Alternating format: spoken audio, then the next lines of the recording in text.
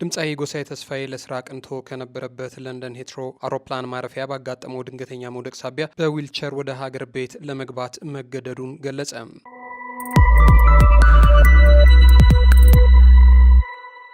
ድምፃዊ ቴዎድሮስ ካሳሁን ቴዲ አፍሮ ለዶንኪ ቲዩብ አስቸኳይ የድጋፍ ጥሪ ማቅረቡ ተሰምቷል። ሌሎች በርካታ ዝነኞችም ከተቋሙ ጎን መቆማቸውንና አጋርነታቸውን በመግለጽ ላይ ይገኛሉ።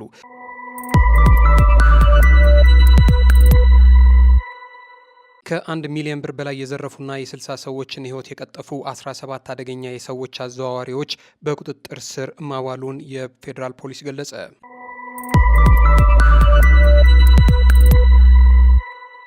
የ2 ዓመት ሕፃን ላይ አጸያፊ የወሲብ ድርጊት የፈጸመው ግለሰብ በጽኑ እስራት መቀጣቱ ተሰምቷል። ሰላም የምንወዳችሁ የአዲስ ጊዜ ሚዲያ ቤተሰቦች እንዴት ናችሁ? ለሰዓቱ ያሉንን መረጃዎች እስከ ፕሮግራማችን ፍጻሜ ድረስ አብራችሁ ቆዩና ተከታተሉልን። ለቻናላችን አዲስ ከሆናችሁም ቻናሉን ሰብስክራይብ በማድረግ ቤተሰብ ታደርጉን ዘንድ በትህትና ጠይቅን። አብራችሁን ስለምትቆዩም እናመሰግናለን። ጠዋት ከእንቅልፎ ሲነቁ ድንቅ የአዕዋፋት ዝማሬ የሚሰሙበትና ጤናማ አየር የተነፈሱ በሚኖሩበት አዲሱ ቤተ መንግስት ጫካ ፕሮጀክት አቅራቢያ አፓርትመንት ቤቶች በልዩ አከፋፈል ለሽያጭ አቅርበናል። በአንዴ ለምትከፍሉ ስቱዲዮ 2.7 ሚሊዮን፣ ባለ 1 መኝታ 4.8 ሚሊዮን ብር፣ ባለ 2 መኝታ 7.3 ሚሊዮን ብር እንዲሁም ባለ 3 መኝታ 9.7 ሚሊዮን ብር ብቻ።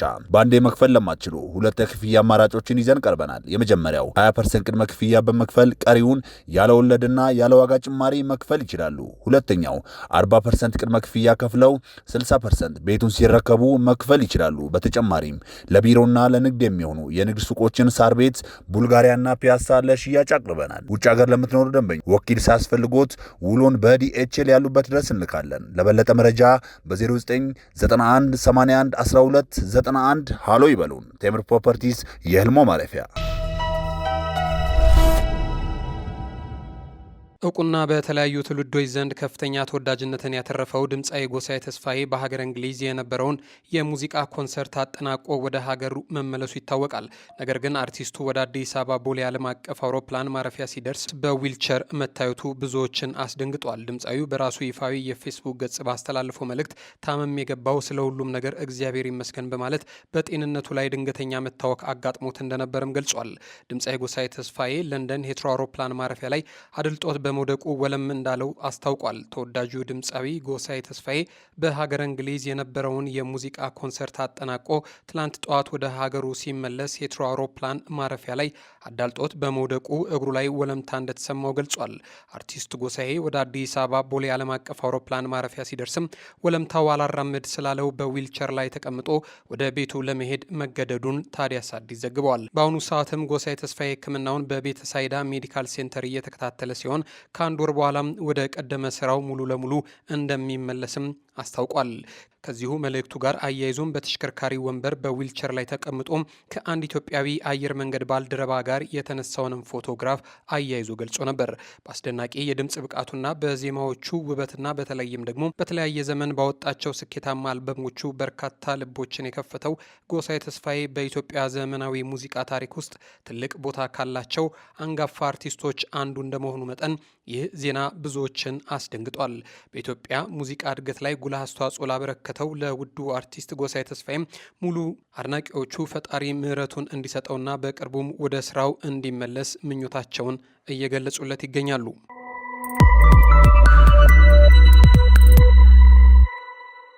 ድምፃዊ ቴዲ አፍሮ ለዶንኪ ቲዩብ አስቸኳይ የድጋፍ ጥሪ ያቀረበ ሲሆን ሌሎች በርካታ ዝነኞችም ከተቋሙ ጎን መቆማቸውን እንዲሁም አጋርነታቸውን እየገለጹ ይገኛሉ። ከሰሞኑ ኪሳራ ውስጥ እንደገባ የሚነገርለት ዶንኪ ቲዩብ በቀጥታ የላይቭ ስርጭት ላይ ሰራተኞቹን ለመታደግና ዶንኪ ቲዩብን ለመታደግ በሚል የበጎ ፈቃድ አባላት ስብስብ እያደረገ እንደሆነ ይታወቃል።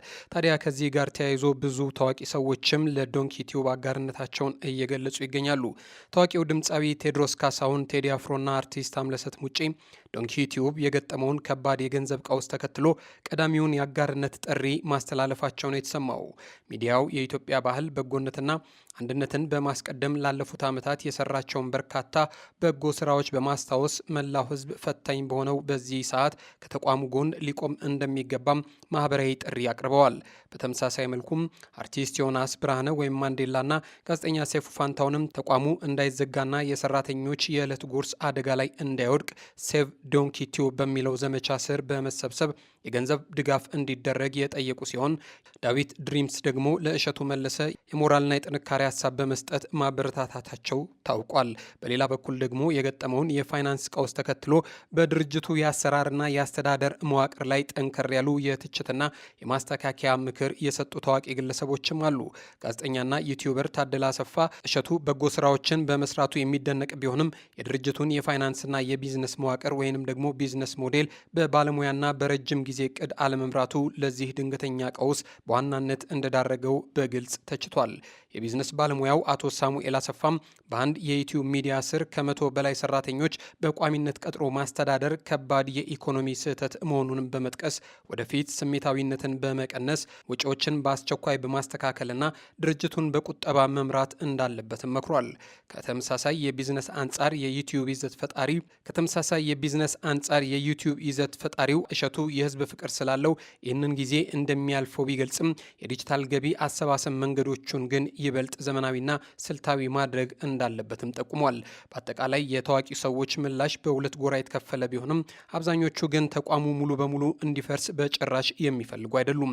በአሁኑ ወቅት እሸቱ መለሰ ከተለያዩ ታዋቂ ሰዎችና ከህዝብ የቀረቡለትን ገንቢ ምክሮችና ትችቶች በጸጋ በመቀበል በቀጥታ ስርጭት ወይንም በላይቭ ስትሪሚንግ የእርዳታ ጥሪዎችን በማስተላለፍና የድርጅቱን የውስጥ ወጪዎች በመቀነስ ዶንኪ ቲዩብን ከጥፋት ለመታደግ ከፍተኛ ትግል ማድረግ ላይ ይገኛል።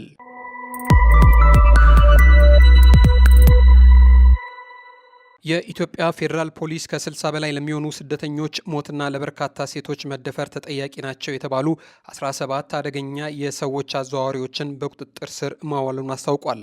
የመን ውስጥ ኢትዮጵያውያን ስደተኞች ላይ ከፍተኛ ኢሰብአዊ ድርጊቶችን ይፈጽሙ ነበር የተባሉ እነዚህ ተጠርጣሪዎች ከተጎጂዎች ከ1 ቢሊዮን ብር በላይ መሰብሰባቸውንም ገልጿል። ፌዴራል ፖሊስ ዛሬ ማክሰኞ ሐምሌ 14 ቀን 2018 ዓ.ም ባወጣው መግለጫ እንዳስታወቀው ከሆነ ይህ የሰዎች አዘዋዋሪ ቡድን የሚመራው መሐመድ ጣይር አደን ወይንም ደግሞ ወርዲ በተባለ ግለሰብ ነው። የዚህን ተጠርጣሪ ጨምሮ በቁጥጥር ስር የዋሉ 17 ወንዶችን ፎቶግራፍም ይፋ አድርጓል። ግለሰቦቹ በቁጥጥር ስር የዋሉት ከፍትህ ሚኒስቴር ከብሔራዊ መረጃና ደህንነት አገልግሎት እንዲሁም ደግሞ ከሌሎች ባለድርሻ አካላት ጋር በተደረገ ጠንካራ ክትትልና ምርመራ እንደሆነም ተገልጿል። የፌዴራል ፖሊስ መግለጫ እንደሚያሳየው ከሆነም ግለሰቦቹ መቼና የት በቁጥጥር ስር እንደዋሉ ግን በጭራሽ አልተጠቀሰም። የፌዴራል ፖሊስ ሚዲያና ኮሚዩኒኬሽን መምሪያ ኃላፊ ጄይላን አብዲ ተጠርጣሪዎቹ በቁጥጥር ስር የዋሉበት ኦፕሬሽን ከሰሞኑ ለ15 ቀናት መካሄዱን ለቢቢሲ ተናግረዋል። ግለሰቦቹ በአዲስ አበባ ከተማና ሐረሪ ክልልን ጨምሮ ከተለያዩ የሀገሪቱ አካባቢዎች እንደተያዙ አክለው ገልጸዋል። ፌዴራል ፖሊስ ባወጣው መግለጫ ተጠርጣሪዎቹ በቁጥጥር ስር ከዋሉ በኋላ በሰውና በሰነድ ማስረጃ የተደገፈ የምርመራ መዝገብ ተደራጅቶባቸው ለፍትህ ሚኒስቴር መተላለፉም ታውቋል። አደገኛ ህገወጥ አዘዋዋሪ ተብሎ በተገለጸው መሐመድ ጣሂር አደን የሚመራው ይህ የተደራጀ የወንጀል ቡድን ሰዎችን በህገወጥ መንገድ ወደ ሳውዲ አረቢያ ሲልክ እንደነበርም መግለጫው ያስረዳል። ስደተኞቹን ሲያዘዋውሩ የነበረው ከኢትዮጵያ ምስራቃዊ ክፍል በመነሳት በጅቡቲና በየመን በኩል በማቋረጥ እንደሆነም ተገልጿል። ከተለያዩ የኢትዮጵያ አካባቢዎች በደላሎች አማካኝነት ስደተኞቹን ሲመለምሉ እንደነበርም ጠቅሷል። ተጠርጣሪዎቹ የህገወጥ የሰዎች ዝውውር መረብ በመዘርጋት ተጎጂዎቹ በየመን በኩል ወደ ሳውዲ አረቢያ ገብተው የተሻለ ኑሮ እንደሚኖሩ ሐሰተኛ ተስፋ በመስጠትና በማሳመን ሲልኩ ቆይተዋል ሲልም መግለጫው አስታውቋል። እንደ ፌዴራል ፖሊስ ገለጻ ከሆነ ኢትዮጵያውያኑ ስደተኞች ድንበር ከተሻገሩ በኋላ ግን ለከፍተኛ ኢሰብአዊ ድርጊቶች ተጋልጠዋል። ስደተኞቹ ወደ የመን ተወስደው የመን ውስጥ በሚገኙ ለዚሁ ዓላማ በተዘጋጁ መጋዘኖች ታጉረው ከፍተኛ ኢሰብአዊ ድርጊቶች ይፈጸሙባቸው ነበርም ተብሏል። በእነዚህ መጋዘኖች ውስጥ ከተያዙ ስደተኞች ቤተሰቦች ከፍተኛ ገንዘብ እንደተጠየቀም መግለጫው ያስረዳል። ተጎጂዎቹን እየደበደቡ እንዲሁም እያሰቃዩ ቪዲዮ በመቅረጽ ገንዘቡን መክፈል ወዳልቻሉ ቤተሰቦች ይልኩ እንደነበር ማረጋገጡንም ፌዴራል ፖሊስ ገልጿል። በዚህ ተግባር ከ1 ቢሊዮን ብር በላይ በህገወጥ መንገድ መቀበላቸው እንዲሁም ደግሞ ከ40 ሺህ በላይ ሰዎችን በህገወጥ መንገድ ማዘዋወራቸውንም አስታውቋል። ከ60 ሰዎች በላይ ለህልፈተ ህይወት መዳረጋቸውን እንዲሁም ደግሞ በርካታ ሴቶች መደፈራቸውን በምርመራው ተደርሶባቸዋል ሲል ተጠርጣሪዎቹን ለስደተኞች ሞት ተጠያቂ መሆናቸውንም አመላክቷል። እነዚህን ድርጊቶች በተመለከተም ፖሊስ ከሳውዲ አረቢያና ከኢትዮጵያ የበርካታ ሰዎች ምስክርነትን በቪዲዮ መቀበሉንም አክሎ ገልጿል። ግለሰቦቹ ባገኙት ገንዘብ በሀገር ውስጥና በውጭ ሀገር ቋሚና ተንቀሳቃሽ ንብረት ማፍራታቸውን እንደደረሰበት የገለጸው ፌዴራል ፖሊስ በስማቸው የነበረ ቤት፣ ተሽከርካሪና ገንዘብ እንዲታገድ መደረጉንም በመግለጫው አስፍሯል። ተጠርጣሪዎቹ ላይ የተደረገው በሰው የመነገድ፣ በህገወጥ ኋላ እንዲሁም ደግሞ በህገወጥ የገንዘብ ዝውውር ወንጀሎች ምርመራ ተጠናቆ ጉዳዩ ወደ ፍትህ ሚኒስቴር መላኩንም አስታውቋል። የፌዴራል የፍትህ አካላት ካለፉት ወራት ወዲህ ወደ መካከለኛው ምስራቅ በሚደረግ ከፍተኛ ህገወጥ የሰዎች ዝውውር ላይ የተሰማሩ ተጠርጣሪዎች ላይ የተወሰዱ እርምጃዎችን በተከታታይ ይፋ ማድረጉም ታውቋል። ባለፈው ጥር በህገወጥ መንገድ ከኢትዮጵያ ያስወጧቸው ስደተኞች ሊቢያ ውስጥ አግተው እጅግ አሰቃቂ ድርጊት ፈጽመዋል እንዲሁም ደግሞ ገንዘብ ተቀብለዋል የተባሉ 28 ተጠርጣሪዎች ላይ ክስ መመስረቱን የፌዴራል አቃቤ ህግ አስታውቆ ነበረ። በእነዚህ ተከሳሾች ከተዘዋወሩ ስደተኞች ውስጥ የሁለቱ ህይወት እንዳለፈና 15 ሰዎች የደረሱበት እንዳልታወቀም ተገልጿል። መጋቢት ላይ ደግሞ በዓለም አቀፍ ደረጃ ይፈለግ የነበረ አደገኛ ህገወጥ የሰዎች አዘዋዋሪ በሚል የተገለጸው ይትባረክ ዳዊት ወይም ደግሞ ክብሮምና 9 ግብረ አበሮቹ በቁጥጥር ስር መዋላቸውን ፌዴራል ፖሊስ ማስታወቁ ይታወቃል። ፌዴራል ፖሊስ በትግራይ ክልል ሽሬ ከተማ በቁጥጥር ስር የዋለው ይትባረክ ዳዊት ከ100 በላይ ሰዎችን ለሞት የዳረገና ከ50 በላይ ሴቶች እንዲደፈሩ ያደረገ መሆኑንም በመጥቀስ ወንጅሎታል።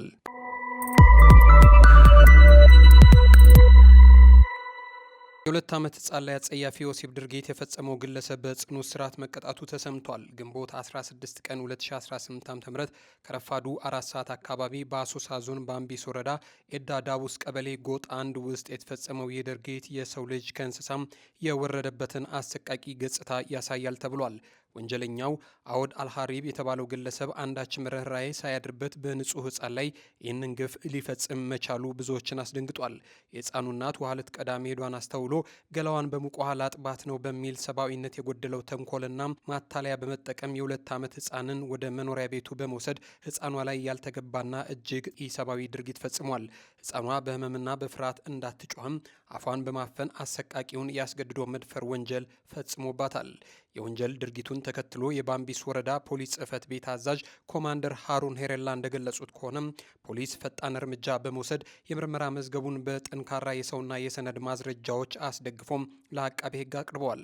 አቃቤ ህጉም ተከሳሹ በኢፌዴሪ የወንጀል ህግ አንቀጽ 627 ህዝባር 1 ስር በፈጸመው የከፋ ያስገድዶ መድፈር ወንጀል ክስ መስርቶበታል። ባምቢስ ወረዳ ፍርድ ቤትም የቀረበውን የብረት ያህል የጸኑ ማስረጃዎችን መርምሮ ተከሳሹን ጥፋተኛ ብሎታል።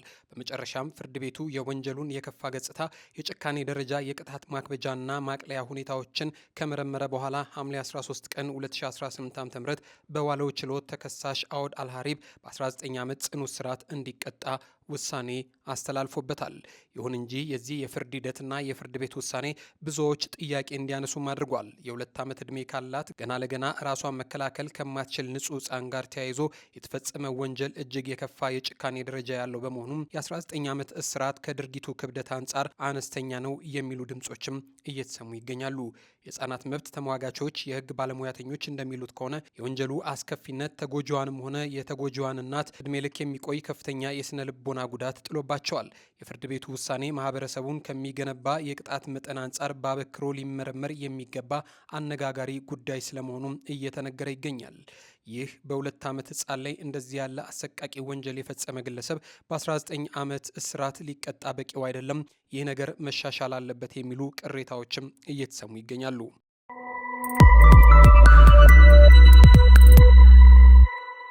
ከውጭ ወዳገኘነው መረጃ ስንሻገር ደግሞ አሜሪካ በኢራን ዋና ዋና መሰረተ ልማቶች ላይ ጥቃት መሰንዘሯ ታውቋል። የትራንስፖርት መስመሮቿም ሙሉ ለሙሉ እንደተቋረጡ ነው እየተሰማ የሚገኘው። የአሜሪካ ጦር በኢራን ላይ የሚያካሂደውን የአየር ድብደባ በማስፋት በበርካታ የሀገሪቱ ክፍሎች በሚገኙ ድልድዮችና ዋና ዋና የትራንስፖርት መሰረተ ልማቶች ላይ ያተኮረ መጠነ ሰፊ ጥቃት መፈጸሙም ተዘግቧል። ከስፍራው የወጡ መረጃዎች እንደሚያመላክቱት ከሆነ የዚህ ጥቃት ዋነኛ ዓላማ የኢራን ጦር የሚያደርገውን እንቅስቃሴና የሎጂስቲክስ አቅርቦት ማስተጓጎል ነው። ጥቃቱን ተከትሎ በመላ ሀገሪቱ የወታደራዊ አባላትን የጦር መሳሪያዎችና ልዩ ልዩ አቅርቦቶችን ለማጓጓዝ የሚያገለግሉ ቁልፍ የትራንስፖርት መስመሮች አገልግሎት መስጠት ማቋረጣቸውም ተገልጿል። ይህ አዲሱ ድብደባ ዋሽንግተን በኢራን ላይ የምታካሄደውን ወታደራዊ ዘመቻ ከተለመደው የጦር ሰፈሮች ተቋማት አልፎም ስትራቴጂካዊ ጠቀሜታ ባላቸው የሀገሪቱ አጠቃላይ መሰረተ ልማቶች ላይ መሸጋገሩን የሚያሳይ ማረጋገጫ እንደሆነም ተወስዷል። እስካሁን ባለው መረጃ ጥቃቱ በኢራን የትራንስፖርት መረብ ላይ ያደረሰው ዝርዝር ጉዳት በገለልተኛ ወገን ያልተረጋገጠ ሲሆን የቴህራን ባለስልጣናትም በጉዳዩ ላይ እስካሁን የሰጡት ይፋዊ መግለጫ የለም። የተወደዳችሁ የቻናላችን ቤተሰቦች ለሰዓቱ የነበሩን አጫጭር መረጃዎች እነዚህን ይመስሉ ነበር። አብራችሁን ስለቆያችሁ እናመሰግናለን። ለቻናላችን አዲስ ከሆናችሁ ሰብስክራይብ በማድረግ ቤተሰብ ታደርጉን ዘንድ በትህትና ጠየቅን። እናመሰግናለን።